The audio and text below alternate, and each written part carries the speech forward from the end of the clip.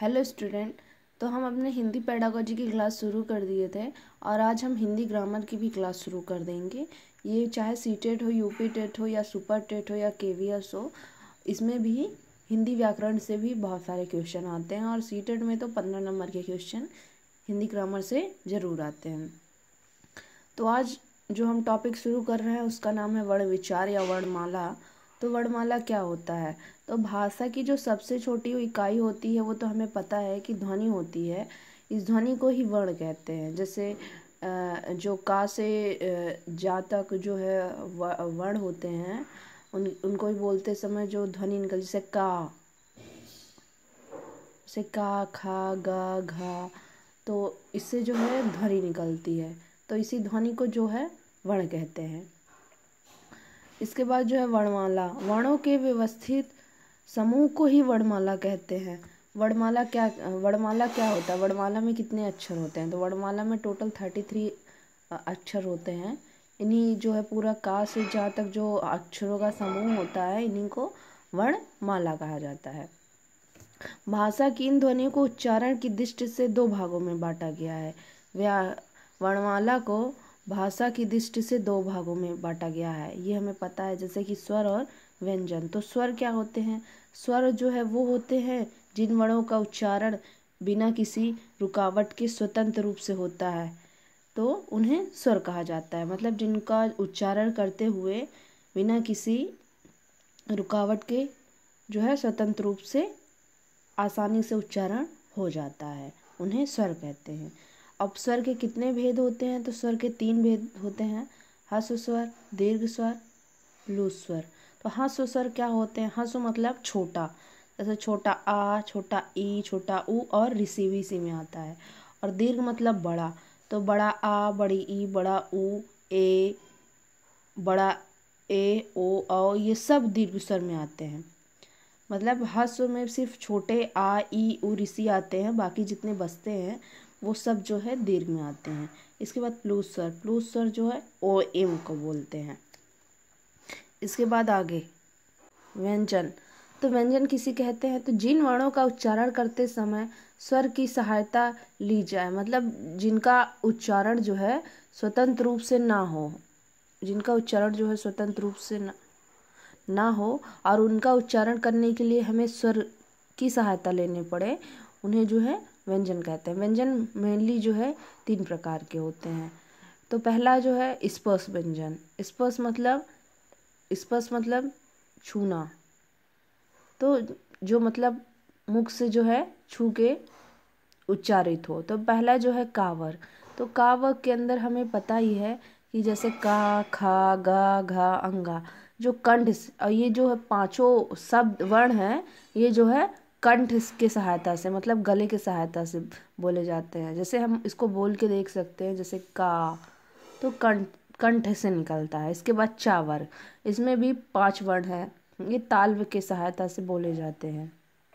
इसके बाद tower, tower टा, ठा, डा, ढा, अड़ा, ये जो है मूर्धना के सहायता से बोले जाते हैं। इसके बाद तावर, तावर्ग जो होता है ता, था, दा, धा, ना, इसको हम दांतों की सहायता से बोलते हैं। इसके बाद पावक, पा, फा, बा, भा, मा, इसको हम ओष्ठ यानी ओंठ की सहायता से बोलते हैं। इसके बाद उच्चारण प्रयत्न के आधार पर जो है इसमें भी जो है 2 तरह का होता है। पहला जो है स्वतंत्र तंत्र में श्वास का कंपन, तो इसमें जो है 2 होते हैं, पहला अघोष और दूसरा सघोष। यह बहुत ही ज़्यादा इम्पोर्टेंट टॉपिक है, हर कोई भी जो है गवर्नमेंट एग्जाम हो इससे क्वेश्चन हिंदी में पूछे ही जाते हैं, अघोष, सघोष और अल्पप्राण महाप्राण से 1 नंबर के।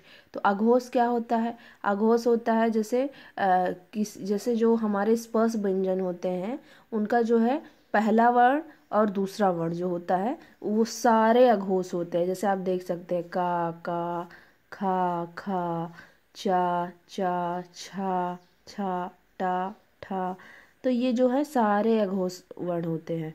सभी वर्णों के जो है का से लेके जब हम जा तक लिखेंगे तो उसके जो है पहले और दूसरे वर्ण स्थान पे जो वर्ण होंगे वो जो होते हैं अघोष होते हैं। इसके बाद जो है घोष, सघोष या घोष। तो पहले और दूसरे वर्ण के बाद जो जितने वर्ण बचते हैं वो सारे जो होते हैं वो घोष या सघोष होते हैं। तो ये रहा। इसके बाद हम आते हैं श्वास या प्राण की मात्रा से, जो है इसके आधार पे भी दो होते हैं, अल्प प्राण और महाप्राण। तो अल्प प्राण क्या होते हैं? सभी वर्ण के पहले और तीसरा व पांचवा।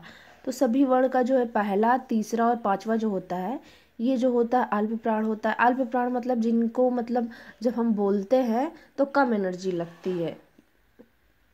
और महाप्राण जिसमें हमें बहुत तेजी से बोलना पड़ता है, जैसे खा, घा। तो ये जो है दूसरे और चौथे जो वर्ण होते हैं ये जो है महाप्राण होते हैं, और पहले और तीसरे और पांचवे वर्ण जो होते हैं ये जो है अल्प प्राण होते हैं। तो ये हो गया। इसके बाद आते हैं अंतस्य व्यंजन। अंतस्य व्यंजन क्या होता है? तो ये जो है मुख की हवा किसी भाग को स्पर्श नहीं करती, मतलब इसको बोलते समय जो हमारे मुख से हवा निकलती है वह स्पर्श नहीं करती, स्वतंत्र रूप से बाहर निकल जाती है। जैसे या, रा, ला, वा, ये चार जो हैं ये जो है अंतस्य व्यंजन है। इसके बाद ऊष्म व्यंजन। तो ऊष्म व्यंजन क्या होते हैं? जिन वर्णों का उच्चारण करते समय वायु तेज रूप से निकलती है या जो वायु गर्म रूप से निकलती है, जैसे जितने भी सा होते हैं और हा, ये सारे जो है ऊष्म व्यंजन के अंतर्गत आते हैं। जैसे सा, सा, हा, ये जो होते हैं चारों ऊष्म व्यंजन होते हैं। इसके बाद संयुक्त व्यंजन। संयुक्त व्यंजन क्या होते हैं? संयुक्त व्यंजन वो होते हैं जब दो व्यंजनों को मिला के कोई एक वर्ण बने तो उसको संयुक्त व्यंजन कहते हैं। जैसे छा, तो ये क्या मिला के बनता है? का और सा मिला के बनता है। इसके बाद जा, तो ये जा और इया को मिला के बनता है। चार टोटल होते हैं संयुक्त व्यंजन हिंदी में।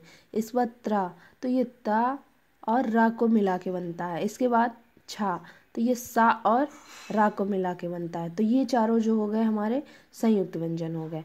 इसके बाद जो है हिंदी वर्णमाला में स्वरों की संख्या कितनी होती है? तो हमें पता है कि हिंदी वर्णमाला में जो स्वरों की संख्या होती है वो 11 होती है। और हिंदी माला में जो टोटल वर्ण होते हैं, मतलब आ से लेके जा तक, वो जो होते हैं 52 होते हैं। और जो का से जा तक होते हैं वो होते हैं 33। इसके बाद मूर्धना जो है व्यंजन क्या है? या तो मूर्धना व्यंजन वो है जैसे जो हमारा टा वर्ण है वो मूर्धना व्यंजन होता है। जैसे टा, ठा, डा, ढा, ये जो होते हैं ये मूर्धना व्यंजन होते हैं। तो ये हो गई हमारी वर्णमाला की क्लास। इससे बाहर आपके एक भी क्वेश्चन नहीं जाएंगे। बहुत ही शॉर्टकट और बहुत ही कम समय लेके मैंने आपको इसे बता दिया है। Thank you.